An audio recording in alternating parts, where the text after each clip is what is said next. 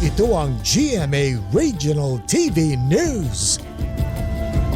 Isang inabandonang sanggol ang nasagip sa Manawag, Pangasinan. Babae? Dahil sa narinig na pag-iyak na tagpuan ng isang residente ang sanggol na iniwan sa tabi ng isang tindahan sa barangay Lipit Norte. Bagong silang po ang sanggol dahil hindi pa napuputol ang umbilical cord o pusod at balot ng dugo ang tela. Balot po ito ng dugo ang tela. Dinala po ng mga otoridad ang babaeng sanggol sa ospital. Ayon sa Manawag Social Welfare and Development Office, maayos ang kondisyon po niya. Iniimbestigahan na ng pulisya kung sino ang nag-iwan sa sanggol.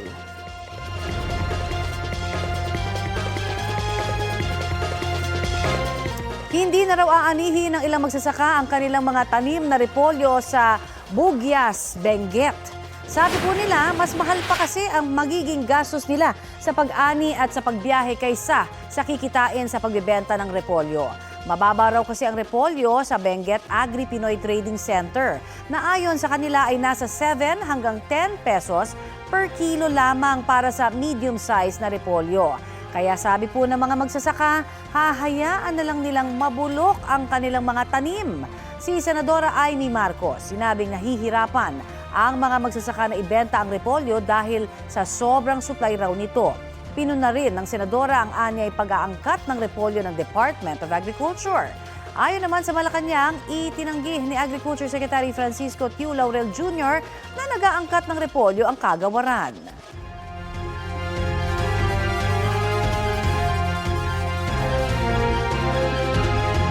Ito ang GMA Regional TV News. Patay ang isang babae matapos pagsasaksakin ng kanyang bayaw sa Bayawan Negros Oriental.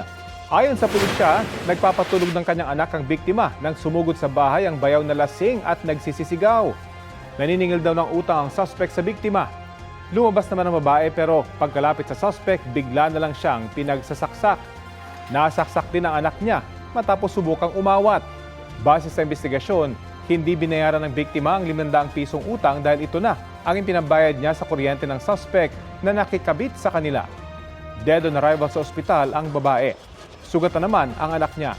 Naaresto sa follow-up operation ng suspect na walang pahayag. Mahaharap siya sa reklamong murder at frustrated murder. 48 bahay ang nasunog sa Cagayan de Oro City. Mabilis na kumalat ang apoy sa mga bahay sa Barangay Carmen itong Lunes. Ayon sa Bureau of Fire Protection, isa sa mga tinitinang anggulo ang paglalaro umano ng posporo ng mga bata. Mahigit 700,000 piso ang halaga ng pinsala. Walang naiulat na nasawi o nasaktan sa insidente. Nananatili sa evacuation center ang mga nasunugan habang iniimbestigahan ang sunog. Ito ang GMA Regional TV News.